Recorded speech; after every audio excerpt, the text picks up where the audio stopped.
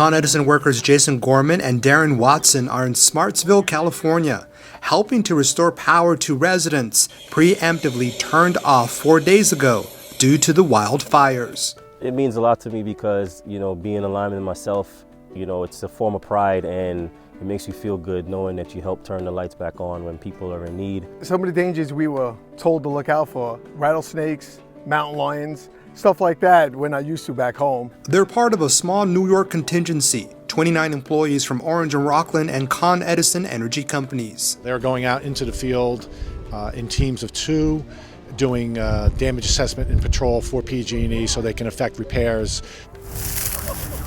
Do you hear that? The grass here and vegetation is extremely brittle and dry. The Kincaid fire, which is burning about 2-3 hours away from here, has destroyed more than 76,000 acres.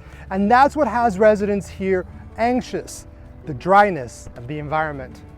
We haven't had power. This is the 3rd day Without power? without power. How are you doing?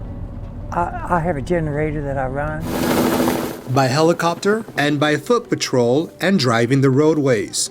Transformers and power lines are getting inspected, one pole at a time, to safely restore power as quickly as possible. Well, we're out here helping the people of California who right now are in a time of need that actually came to help us during Sandy. They left their families to come out and help us.